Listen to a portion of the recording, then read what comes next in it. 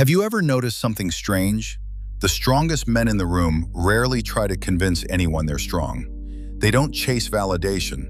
They don't force respect. They don't explain themselves, and somehow, they leave the deepest impression. Now compare that to modern life. Everywhere you look, people are performing. They perform confidence on social media. They perform success through expensive possessions. They perform happiness behind exhausted smiles. They perform morality because they're afraid of rejection. Even authenticity has become another performance. And here's the brutal truth. Most people don't know who they are anymore. They only know who they've learned to become for everyone else. So let me ask you something uncomfortable. If tomorrow the world erased your job, your money, your followers, your reputation, your family name, even your achievements, who would still be standing? Would you recognize yourself? Or would you realize you've spent years protecting a stranger? Because that's exactly where real freedom begins. Not when you become someone new, but when you stop pretending to be someone you're not. This isn't motivational bullshit. This isn't another Sigma rule number 27. This is philosophy. And philosophy doesn't care about your comfort. It only cares about truth. Every child enters this world complete, curious, fearless, honest. A child cries when he hurts, laughs when he's happy, questions everything. He doesn't ask whether his emotions are acceptable, he simply exists. Then the conditioning begins. Be quiet. Don't embarrass us. Real men don't cry. Be realistic. Act your age. People will judge you. Little by little, you learn that being accepted is more important than being yourself. So you start editing your personality. You hide your sensitivity. You suppress your anger. You silence your dreams. You become easier to control. Congratulations. Society applauds. But something priceless has just died. Not your confidence, not your ambition. Your authenticity. Carl Jung called it the persona, the mask. Not because you're fake, but because the world rewarded your performance more than your truth. And the longer you wear that mask, the heavier it becomes. Here's the part almost nobody wants to hear. The mask eventually begins wearing you. At first you choose it. Later, you forget it was ever a choice. One day you wake up at 40, or 50, or 60, successful on paper, yet unable to answer one terrifying question. What do I actually want? Not what your parents wanted, not what your friends expected, not what society celebrates. You. Silence. That silence terrifies most people, so they fill it.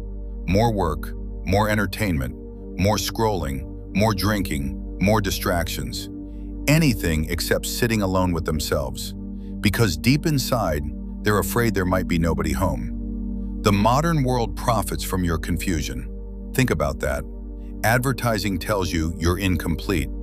Social media tells you you're behind.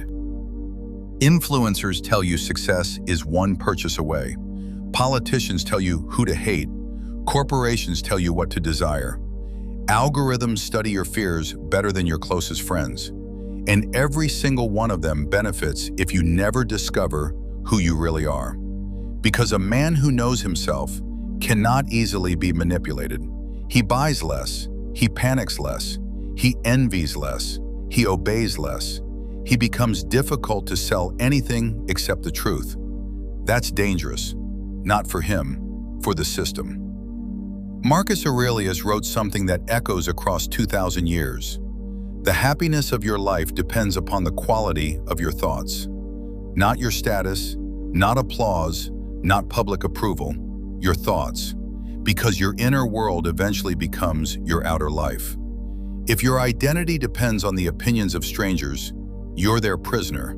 Every compliment owns you. Every insult controls you. Every rejection defines you. That isn't freedom, that's psychological slavery. And most people never notice the change because everyone around them is wearing the same ones. Now pay attention. This is where real transformation begins. People think awakening means gaining something. More discipline, more wisdom, more confidence, more knowledge. No. Real awakening is subtraction. You remove lies. You remove fear. You remove borrowed beliefs. You remove unnecessary expectations. You remove fake identities, until eventually, there's nothing left to perform. Only someone quietly real. Michelangelo once said he didn't create David. He simply removed everything that wasn't David. The same is true for you. Your authentic self isn't waiting somewhere in the future.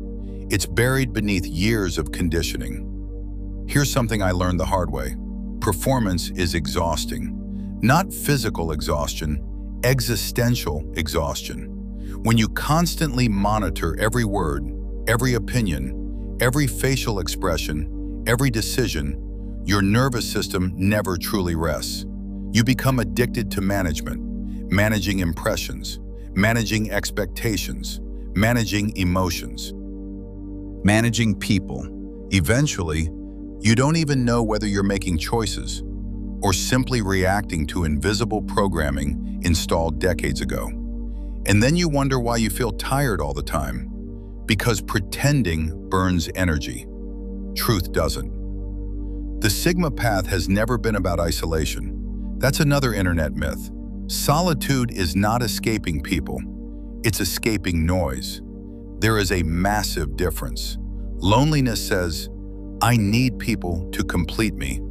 Solitude says, I finally have room to hear myself think. That's why some men fear silence. Silence removes distractions. Silence exposes lies. Silence introduces you to the person you've been avoiding your entire life, yourself. Nietzsche warned us about becoming what society expects. He understood something frightening. If you spend long enough living someone else's script, eventually you mistake it for your own. You defend beliefs that aren't yours, fight battles that aren't yours, chase dreams that were never yours. Until one day, life asks for the bill, and suddenly, success feels empty. Not because success failed, because you climbed the wrong mountain. Let me say something that may offend some people. You don't need another motivational speech.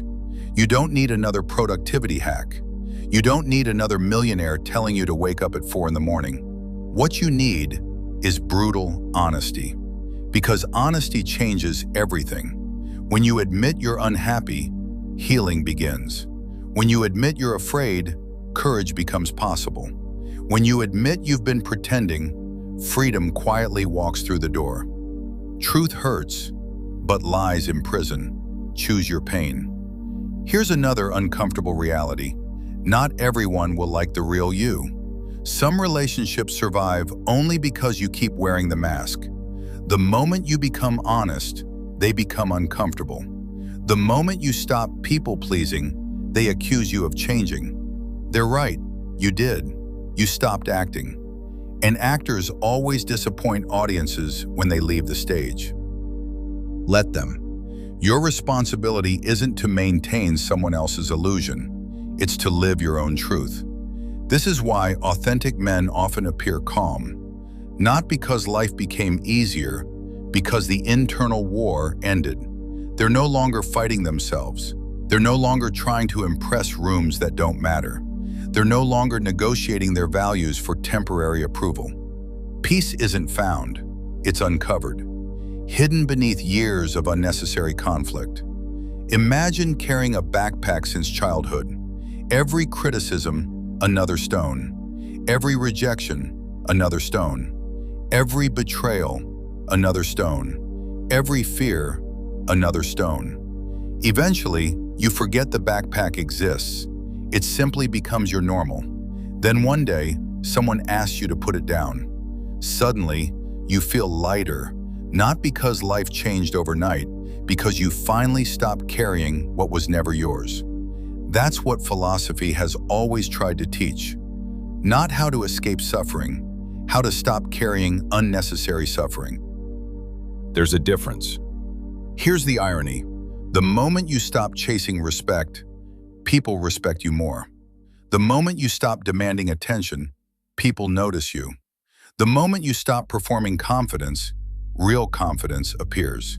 Because authenticity has a presence that performance can never imitate. It doesn't shout. It doesn't advertise itself. It simply exists. Quietly, unapologetically, solid as stone. So where do you begin? Not tomorrow, not next year, now. Ask yourself one question. What part of my life exists only because I'm afraid of what other people might think? Sit with that. Don't answer quickly. Don't defend yourself. Listen, because somewhere beneath the noise, beneath the expectations, beneath the fear, there is a voice that has been waiting years for your attention.